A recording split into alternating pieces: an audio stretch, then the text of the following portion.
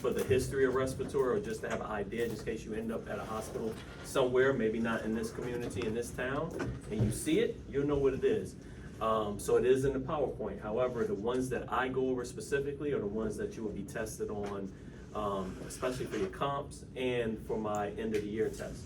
This is probably the most important PowerPoint for the end of the year test. So please note this PowerPoint if you're going for that test that we have at the end. All right. Some of you guys who work in the hospital are already familiar with the oxygen setup looks like in the back of the room. This is off of a 50 PSI source. That's why we plug it in. You guys get used to plugging them in and things like that. So you have air, oxygen, and vacuum. Those are the three things that you're going to be responsible for as therapists: the air, oxygen, and vacuum. Main thing, everybody in this room right now is breathing 21% oxygen. So remember that O2 is 21% of what's in the air right now. Okay? So everybody right now is breathing 21% oxygen. However, when do we need supplemental oxygen? Use the increased oxygen saturation in the blood for delivery to the tissues. Please note these three goals. You will see them again. The goals of oxygen therapy: treat or correct hypoxemia, decrease myocardial workload or workload of the heart, decrease work of breathing. Those are the three reasons we put patients on oxygen: decrease their work of breathing, workload on the heart, and the correct hypoxemia, which is low oxygen to the tissues and blood.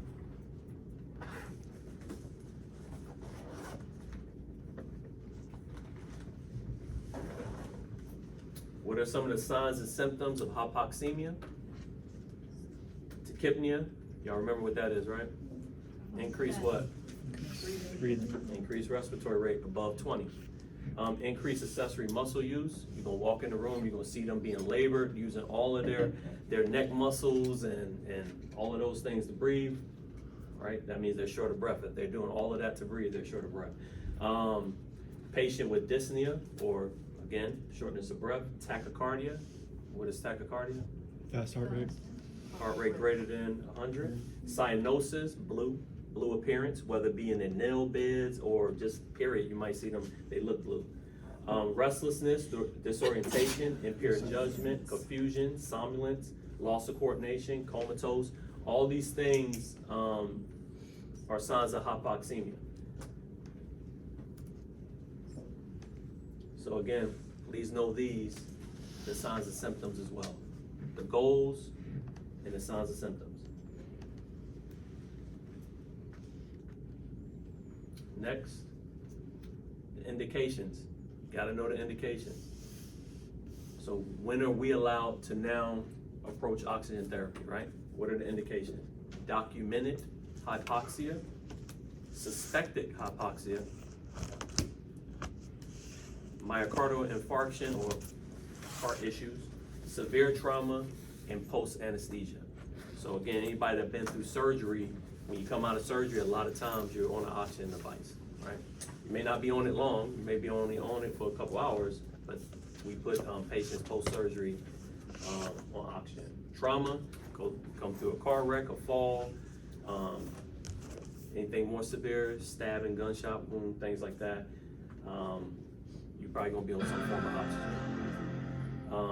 Again, cardiac patients, hypoxia or documented hypoxia, which is, again, decreased oxygenation to the tissues, okay?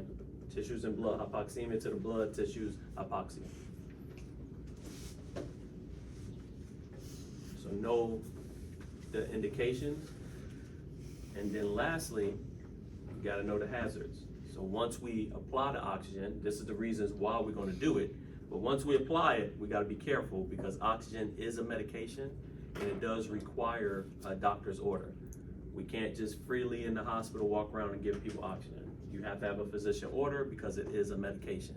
Just like Versed, just like albuterol is a physician order. This is a medication, this is a physician order. So there are some hazards to oxygen. Some patients can get oxygen toxicity, too much. Oxygen-induced hypoventilation. That comes with patients, especially COPD patients. If you give them too much oxygen, it knocks out their drive to breathe and they become unconscious. So a patient with COPD, if you put them on 100% oxygen, non-rebreather, eventually you'll start to see them get more sleepy. They now can't follow commands because you are causing oxygen-induced hypoventilation. You're knocking out their drive to breathe. So that's why we're very careful when we put any COPD patient on any kind of oxygen. We put them on the most minimal amount of oxygen that they need to just keep their saturation at least 88%. Retinopathia of prematurity, this is in babies. If you give babies too much oxygen, you will cause them to go blind. Do you guys know the famous singer who suffered from retinopathia of prematurity and became blind as a baby? Stevie Wonder? Stevie Wonder. So that's how he became blind.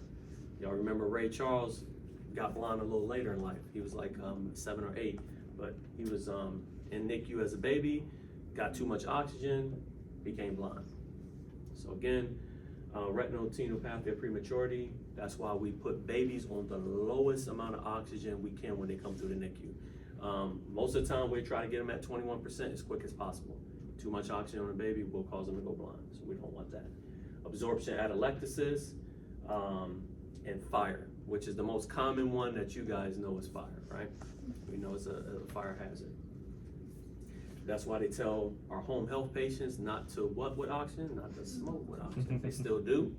They actually still do it while it's still in their nose, and it's cranked up to 6 liters and they still smoking. But again, it is a fire hazard. So that's why all around the hospital, you're gonna see a big yellow sign on any door that has oxygen behind it. Hazard oxygen is back there to let everybody know. Don't come in there with any kind of flammable thing. So also be careful with, a lot of times patients have dry nose, right? From having oxygen in their nose. Don't use any kind of like jelly lubricants like Vaseline, anything like that, because Vaseline is flammable. You put that in the nose, then you got the thing down there, cinch their nose, so you don't want that. So again, the hazards: oxygen toxicity, oxygen-induced hypoventilation, absorption atelectasis, retinopathia of prematurity, and fire. Know those for your test.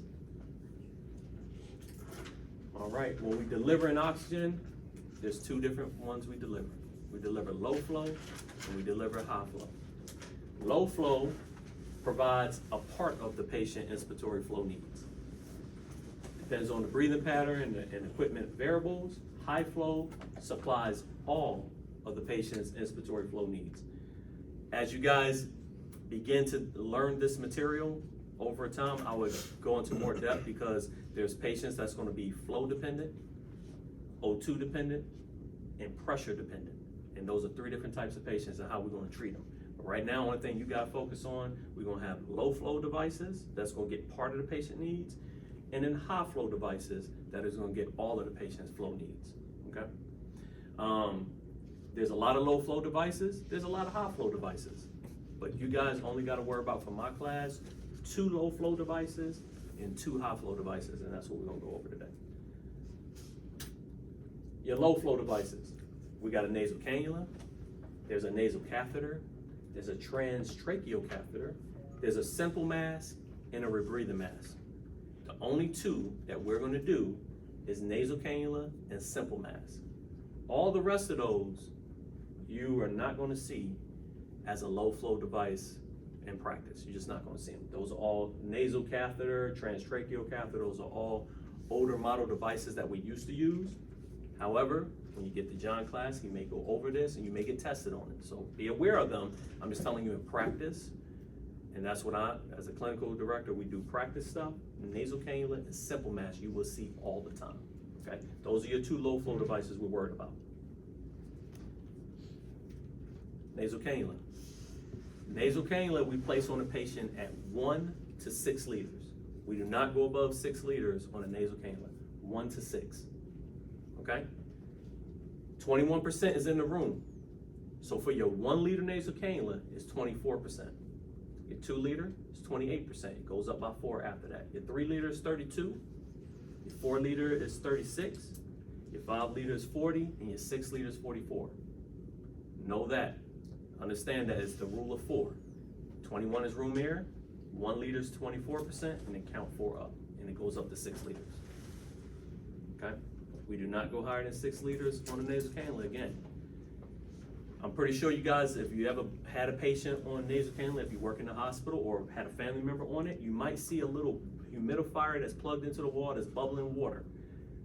We will learn that more about that next week. However, at 4 liters, you have to put your patient on humidification because that's a lot of dry air going through their nose. It's going to dry them out, cause nosebleeds, et cetera, et cetera. So at 4 liters, you have to put humidification or as needed, meaning that if a patient is dry at 1 liter and they ask you for humidification, put them on humidification. So it's as needed, but you have to at 4 liters. Does that make sense? Once you hit 4 liters, there's no question. You go get your humidification. Or when the patient asks if it's sooner. They want it at 2 liters, we put it at 2 liters. It's for the patient comfort.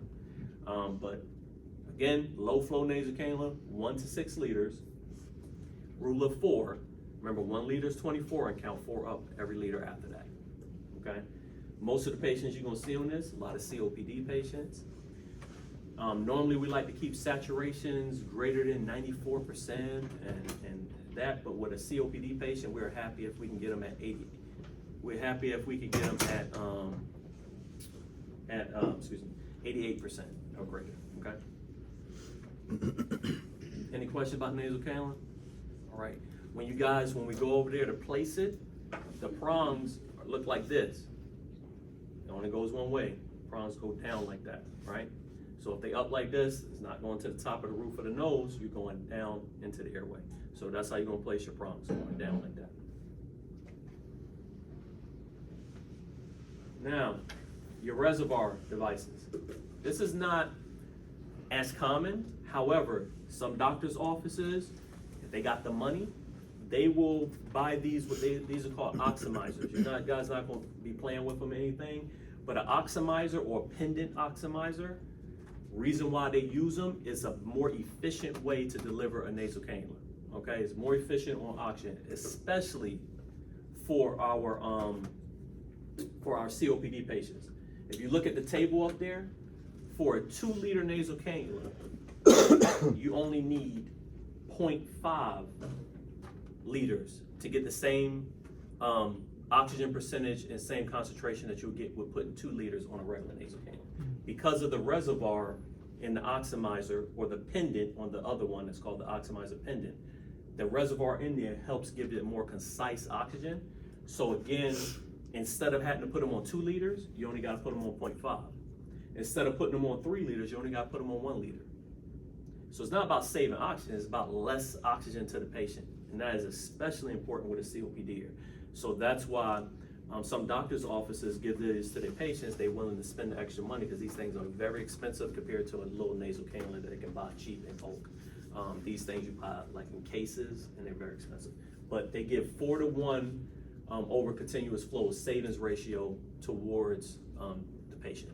So that's why these are, you'll see them sometimes, you won't see them a lot, but they are pretty cool that they, you can deliver the oxygen at a less percent. Very cool for COPD patients. Nasal catheter, again, you guys can check it out for a couple of the questions I'm gonna give you guys is, name a couple of low flow devices. If you add a nasal catheter to your low flow answer, I will give you credit for it on your test because it is a low flow answer, but I'm not gonna test you on it individually. Like say, oh, what is the liter flow for a nasal catheter, because we don't use it anymore. But just know it's in there. So we're not gonna worry about that one. We're not gonna worry about transtracheal oxygen catheter. It's in your PowerPoint if you wanna learn more about it. This is the one that you're gonna see commonly, the simple mask. So the simple mask, normally a rescue, you'll see like the ambulance bring them into the ER and they'll be on a simple mask. A short-term thing, like if I am going to set up my patient on another form of therapy, I may put them on a simple mask for a few minutes while I'm going to get my high flow nasal cannula together, or my BiPAP machine. You'll learn about those later. If I'm getting some more advanced therapy together, during that time I may put them on a simple mask for temporary needs. But a simple mask is 35 to 50% oxygen. That's how much you're going to get when you put it on. You gotta put it on 5 to 12 liters. Anything less than 5 liters, they start rebreathing their CO2. Okay, you guys gonna learn more about CO2 as you go through the program. CO2 is what determines our respiratory drive. We don't want that raising too high, because if it raises too high, we become acidotic. So rebreathing our own CO2 out is not a good thing. So we wanna make sure they have at least 5 liters to 12 liters. Okay, 5 to 12 liters is what we're gonna put them on, and 35 to 50% is the amount of oxygen they're gonna get from this device. Again, this is in short-term use. So this is our other low flow device we're gonna use. Listen. 2 low flow devices, nasal cannula, 1 to 6 liters. Simple mask, 5 to 12 liters at 35 to 50%. Nasal cannula, 1 to 6 liters from 24% all the way up to 44%. Okay. All right. Any questions on the simple mask? Okay, cool. Now, rebreather, partial rebreather, you will learn that in John's class. They consider it a low flow. We don't use it as a low flow, so we don't really use these. This is what we use, and this is gonna be your first high flow. So put this under the high flow category, because the rebreather and the partial rebreather is considered low flow. We don't use those in hospitals. We use the non-rebreather, which is a high flow device. So this will be your first high flow device. Non-rebreather, what makes it a non-rebreather? The one-way valve that's in the mask. I'm pretty sure you guys probably seen this before. This little one-way valve that's in there, if you take this out, it becomes a partial or rebreather mask. You keep it in, it's a non-rebreather. We use it as a non-rebreather, okay? Because we want to make sure we get the maximum oxygen when we use this device, okay? So if you just simply put this mask on your patient, don't tighten it too much, and turn it to 10 liters, it's gonna still get your patient 60 to 80%, okay? But if you tighten it, you crank it flush, which means 15 liters or more. You'll see when we go over there what 15 liters flush sounds like. You're gonna get 190 to 100%, okay? So types of patients we use this for: extreme emergency, if the patient is coming through rescue, an emergency situation, and they need 100% oxygen, we're gonna put them on one of these. A fire patient who airway is not too compromised where we have to intubate them and put them on life support, we will put this on them, because for fire patients, we need 100% oxygen, because carboxyhemoglobin binds to the cell at a higher affinity than oxygen, and so we need to flush them out, and we use this. You all guys will learn more about CO poisoning and fire patients later, but again, we use this for fire patients, we use this for emergency patients, and we also use it for cardiac patients with CHF. So you want to be able to, that's what these are potentially for, okay? But the main thing about this, you're going to tighten the mask, turn it on 15 liters flush, so we can get 90 to 100%. And lastly, this bag cannot deflate when they breathe. So this bag needs to stay open. So if they take a breath and the bag goes flat, you don't have enough flow. If they take a breath, the bag is supposed to stay inflated, okay? That's the trick to this. So again, we're gonna put it on the face, we're gonna tighten it, 15 liters flush, and the bag should stay open even if they breathe in or out. It should stay just like that. This is the reservoir that holds all the extra oxygen. That's why they're able to get 100%.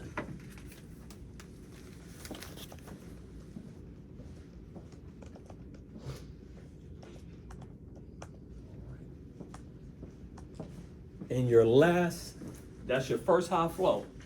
2 low flow, nasal cannula, and simple mask. Your first high flow is non-rebreather mask. And lastly,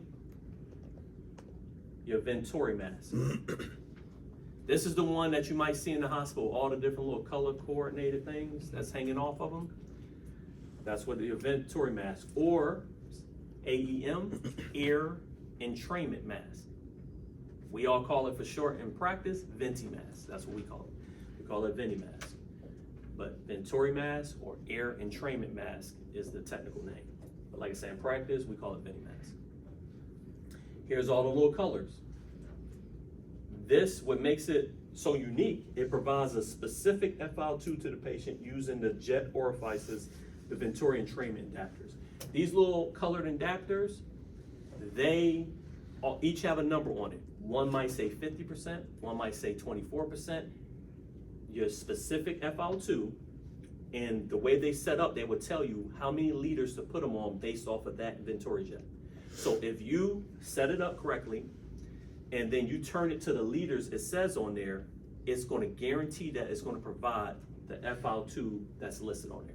So if it says 28% at 8 liters, you turn that on 8 liters, that little jet is going to guarantee it's going to give that 28%. Okay? Again, you cannot, with this one, you're going to get between 24 to 50. Those jets only go up to 50. They're color coordinated. However, there are different manufacturers that make them. So don't get so used to remembering the colors. Most hospitals in town use the same manufacturer. So if you know that orange is 50%, because orange is 50% in most places, that's 50%. Pink is normally 40%. Because the same manufacturer around town is making them. However, you may go into a hospital that use a totally different manufacturer, and the orange may be a totally different percent. So still look at them, read it, make sure it's 50% on there, make sure how many liters is on there. Don't get so used to remembering the colors, because they may use a different manufacturer that made them. It's so hard to see it too. Like the therapist at my work is like, Jeremy, can you see what this one says? Yeah, I'm like, especially my eyes now. Oh my goodness, I can't see fine print anymore. So yeah, 24 to 50%. It's never humidified. So let me go back a little bit. Only one of the devices that I showed you can be humidified is the nasal cannula. You can't put humidification on a simple mask. You can't put humidification on a non-rebreather, and you can't put humidification on a Veni mask. Only a nasal cannula can be humidified. Now, if your patient needs humidification and they need high flow, next week we'll go over what device they can put on to get that humidification with high flow. That's a whole separate device. But you can't humidify this one, the non-rebreather, or the simple mask. So if they get dried out on those devices, they're gonna pretty much be dry, unless we switch it to the other device that I'll show you next week. Okay, again, covers the mouth and nose, drying, adults only, covering mouth and nose. For some patients, they are kind of claustrophobic, that's a lot on them. But by covering the mouth and nose, it helps with all their flow needs, because if they are mouth breathers and their mouth is wide open, you can still get all that air in there. And we'll go over how to put this together. But again, remember 24 to 50%, color coordinated, and gives a specific FiO2 with a specific flow. Okay? So our 4 devices that you guys are gonna get comped on when you come back here with me: nasal cannula, simple mask, non-rebreather, Veni mask.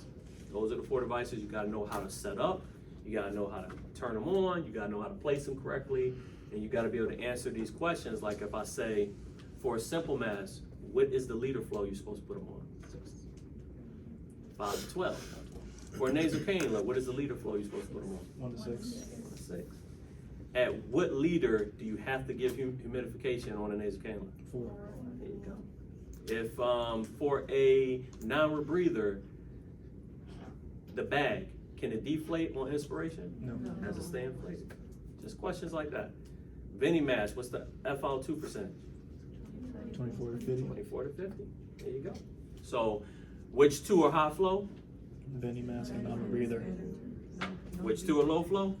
Nasal cannula and simple mask. There you go. So y'all didn't even went through oxygen therapy with Johnny. Y'all already know these oxygen devices and with the high flow and all that stuff. All right. So let's go ahead and let's do some practice. I'm gonna show you guys how to do the nasal cannula, then everybody's gonna practice with the nasal cannula.